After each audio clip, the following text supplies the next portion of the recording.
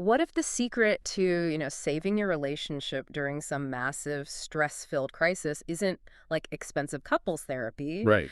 or some romantic 2-week vacation in the Bahamas, but, and bear with me here, taking 5 minutes to talk about a really good sandwich you ate last week? A sandwich. Yeah, it sounds completely absurd when you put it like that. It really does. It sounds almost too simplistic to be real.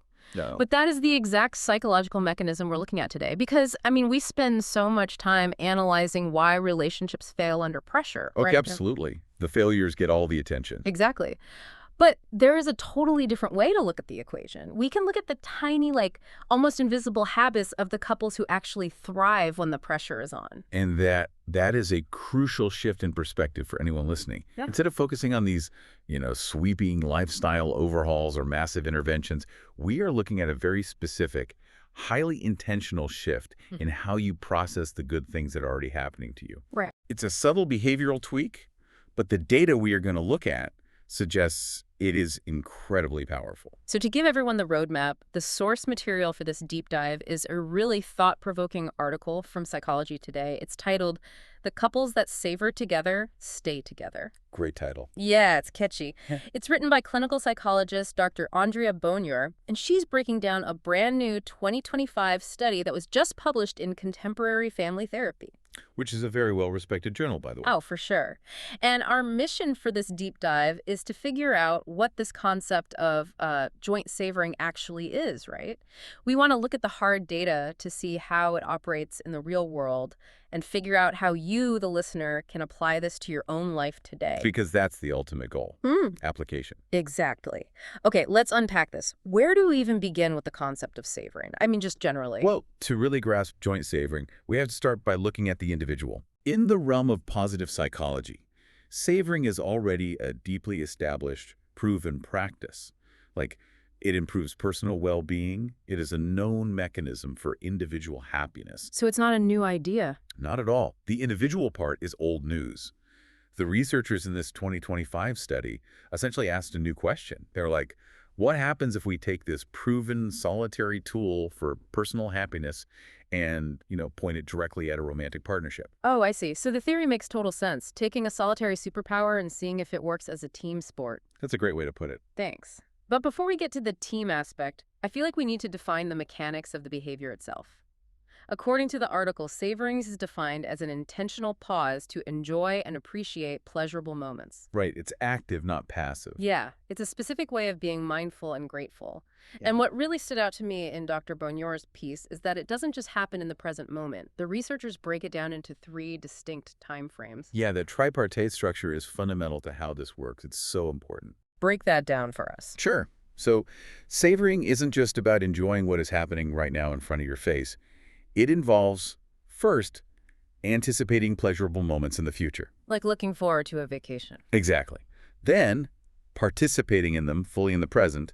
And finally, reminiscing about them in the past. Wow, okay. You are essentially tripling the psychological value of a single good event by stretching it across time. Okay, think of it like this. I was trying to come up with an analogy earlier. I love your analogies. Let's hear it. Okay, so imagine the difference between scarfing down a really expensive gourmet meal in 5 minutes just because you are starving, right? We've all been there. Yeah. Versus actually putting your fork down, closing your eyes, and chewing slowly to taste every single ingredient. Oh, that's good. Right. When you scarf it down, you consumed the calories, you physically experienced the meal, but you didn't, savor it. No, you just survived it. Exactly. Savoring is that intentional pause. Yeah. It's looking at the menu days before the reservation and getting excited. That's the anticipation. Yep. It's closing your eyes while you chew. That's the participating. And it's talking about how perfectly cooked that steak was on the drive home. That's the reminiscing. I really like that. Because the physical reality of the meal doesn't change in either of those scenarios. Right. The burger is the same burger. The ingredients, the nutritional value, identical. The only thing that changes is your psychological engagement with the event. You are choosing to actively extract joy from it rather than just, letting it happen to you. So then the million-dollar question is, how does that translate from a solitary meal like just me enjoying a really good burger in my car to a shared relationship experience? Right. How do we make the jump to joint savoring?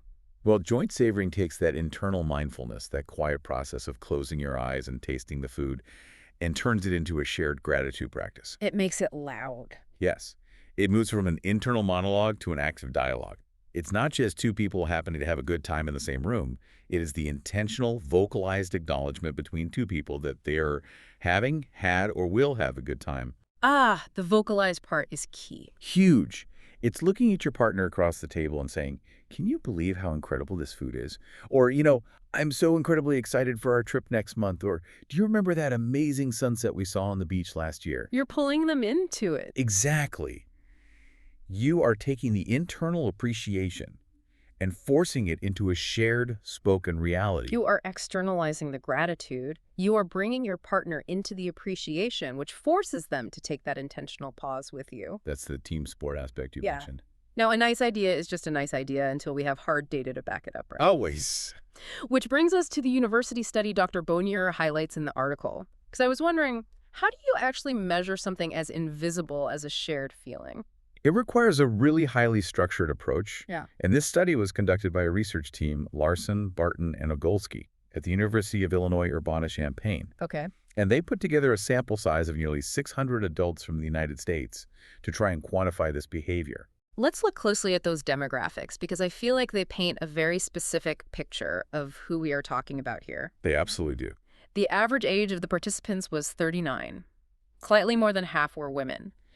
And the relationship status breakdown is critical here. 85% were married, 10% were engaged, and the remaining 4% were in committed relationships. Right, so we are looking at a population that has overwhelmingly decided to merge their lives to a highly significant degree. They are locked in. They're locked in. Yeah. And that average age of 39 is not just a random number, right? In developmental psychology and sociology, late 30s to early 40s is often considered the crucible of adulthood stress. Oh, for sure. You've got the mortgage, the kids. Exactly. You are usually in the thick of career building. You might be raising young children while simultaneously starting to manage the care of aging parents. The sandwich generation stuff. Yep. You are managing mortgages and heavy financial burdens. It is a period of maximum cognitive load and responsibility. It is the ultimate stress zone.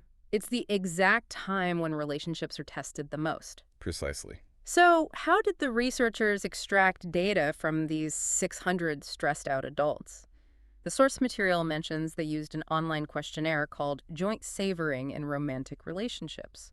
Which was derived directly from an existing tool called the Savoring Beliefs Inventory.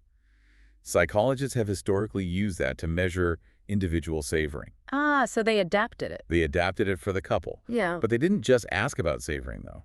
They measured a bunch of stuff. Relationship satisfaction, confidence that the relationship will last, communication conflict, stress levels, quality of life, and general health. That's a lot of variables. Well, that comprehensive approach is how you turn a fuzzy concept into a measurable psychological metric.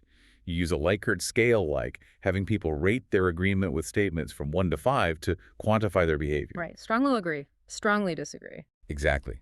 And they are looking for correlations. They want to see how the score on the savoring questionnaire interacts with the scores for stress, health, and fighting. Wait a second. Hold on. Something just clicked for me. That- I was reading through the methodology in the source material.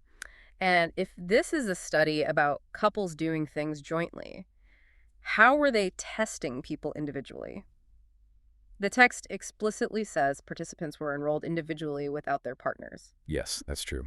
If my partner isn't in the room taking the test with me, how do the researchers know I'm not just making it up? Like, how do you measure joint activity by only asking one half of the joint? That is a great catch.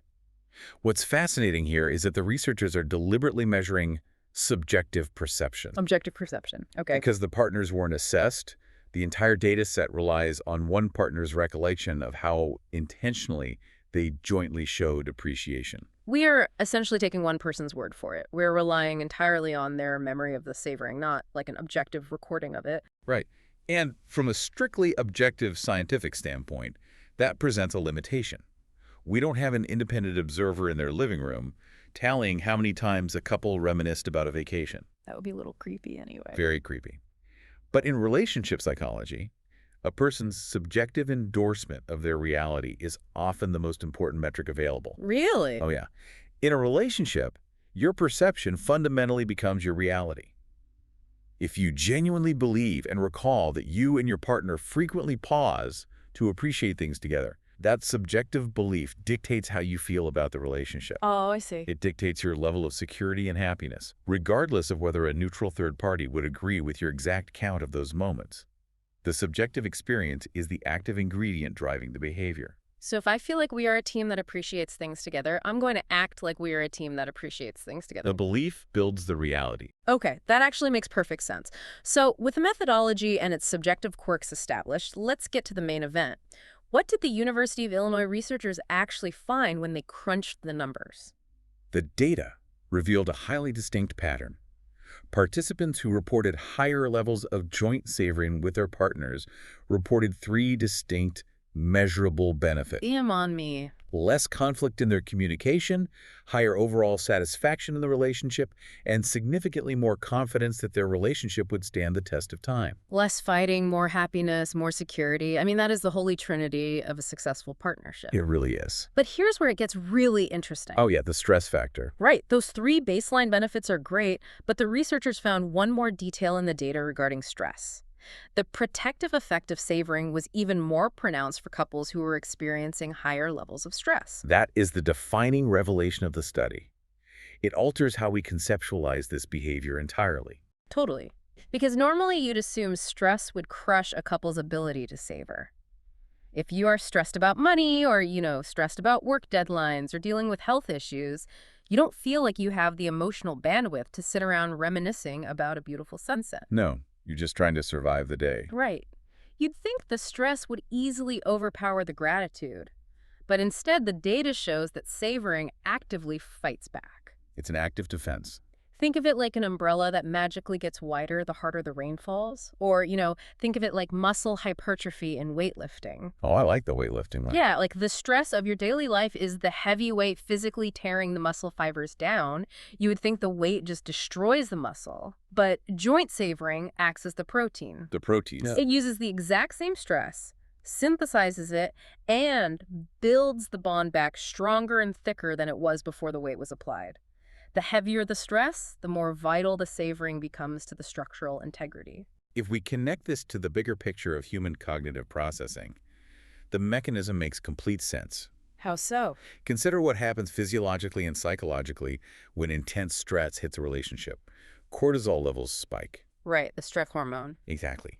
And people naturally retreat into a defensive individual survival mode.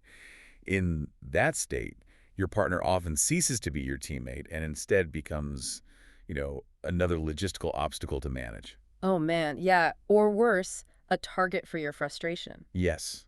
Communication breaks down because your brain is entirely focused on threat assessment and putting out fires. It's like the storm hits the bridge and everybody starts panicking and ripping the planks up to build their own life rafts. That is exactly what it's like. What this data suggests is that an intentional pause to engage in joint savoring, like forcing yourselves to take 5 minutes amidst the chaos to plan an exciting experience for next year, or reminisce about a beautiful day you shared, it acts as a neurological interrupt. A neurological interrupt. I love that phrasing. It actively breaks that cortisol loop. It forces you out of your individual survival silos and reconnects you. It reminds your brain, right in the middle of a high-stress environment, that the person sitting across from you is an ally and a source of pleasure, not a threat. Wow. It generates psychological safety when you need it most. You are consciously reminding your own nervous system, like we are just two stressed out roommates paying bills and arguing about the dishes. We are the exact same people who laughed until we cried at that concert last summer. It pulls you back to your foundation. Now, as incredible as this mechanism sounds, and it sounds amazing, we have to look at this critically, right? We need to examine the academic limitations of the data. We do. And Dr. Boneur is very careful in this Psychology Today article to highlight that this is a correlational study. And correlation doesn't equal causation. Exactly. The foundational rule of correlational data is that it cannot definitively prove causation. So we know that joint savoring and relationship satisfaction are, in the same room together, walking hand in hand, but the data alone doesn't tell us who asked who out on the date. That's a great way to visualize it. It's the classic chicken or egg scenario. I mean, are these couples happy because they practice joint savoring, or is it just infinitely easier to reminisce about good times when you're already in a deeply satisfying relationship? This raises an important question, and honestly, it's a limitation the researchers readily acknowledge. Mhm. The causal direction almost certainly flows both ways. It's a two-way street. Yeah, couples who already experience high relationship satisfaction naturally have a much easier time savoring their experiences together. Mm. If you are deeply in love, communicating well, and not fighting, it requires very little effort to sit back and appreciate how great your life together is. And beyond just the ease of doing it, highly satisfied couples simply have more positive experiences together in the first place, right? If you are happy in your relationship, you are probably going on more fun dates, having deeper conversations, and creating better memories. You literally have a larger inventory of positive material to draw from when you want to reminisce. That's a huge factor. If your relationship is constantly rocky and conflict heavy, you might struggle to find those beautiful days to look back on. The bidirectional nature of this behavior is undeniable. It operates as a feedback loop. Savoring increases satisfaction, and that higher satisfaction creates more opportunities and a better environment for savoring. It feeds itself. It does. But here is the critical takeaway for anyone listening who's trying to improve their relationship. From a strictly academic standpoint, sure, we can't definitively say A perfectly causes B, but practically speaking, it mathematically doesn't matter for your daily life. Right. As Dr. Bonnier points out in her analysis, even if the causation is muddy, savoring has a clear statistical protective effect. And even if it is just a correlation, the barrier to entry is zero. There is absolutely no risk in trying it. Like, what is the worst case scenario? You spend 5 minutes talking to your partner about how much fun you had last weekend, and nothing happens. There are no negative side effects to this intervention. You don't need a prescription. Nope, it costs nothing and it takes minutes. The risk-reward ratio is entirely in your favor. The potential upside, particularly that buffering effect when you are navigating high stress, is massive compared to the minimal effort required to implement it. Which brings us to the practical, everyday application. We want to move from the academic limitations straight into the living room. If we synthesize the actionable advice from this source material, what is the clear directive for anyone listening today? The directive is to start vocalizing your appreciation. Speak it out loud. Speak it out loud. If you feel like your relationship needs a boost, or especially if you are currently navigating a high-stress period with your partner, intentionally pause together. Lean into a fun memory. Bring up a beautiful day you shared in the past. Or look to the future and intentionally plan an exciting experience together. Do not let the good moments pass you by in silence. Share them aloud. Make the invisible appreciation a visible shared reality. So what does this all mean? When we look at everything we've covered today, the big takeaway is that being well-informed isn't just about knowing the statistics of a 2025 University of Illinois study. Right. It's about applying that knowledge to your life, taking just a few seconds out of your busy, distracted, stressful day to intentionally appreciate your shared life might actually be the cheapest, most effective relationship maintenance available to us. It is the protein that helps your relationship build muscle under stress. And I want to leave you with one final thought to explore on your own, building on the logic of Dr. Bonier's article. Let's hear it. We've spent this entire deep dive looking exclusively at romantic relationships. But consider the underlying psychology here. If joint savoring builds such a powerful neurological shield against stress and conflict for couples, what would happen if you actively started practicing joint savoring with your coworkers, Oh, well, or your siblings, or your oldest friends? Could intentional, shared gratitude be the key to bulletproofing all of our human connections? that is a phenomenal perspective. Taking that intentional pause to say, hey, remember how great it felt when we finally finished that massive project last year, to a coworker? Exactly. Or I am so excited for our annual road trip next month, to a best friend. It completely shifts the dynamic of those interactions. It reminds you that no matter who you are building a bridge with, you have the tools to weather the storm together. You really do. Thank you so much for joining us on this deep dive. We hope you take a moment to go out and truly savor the rest of your day.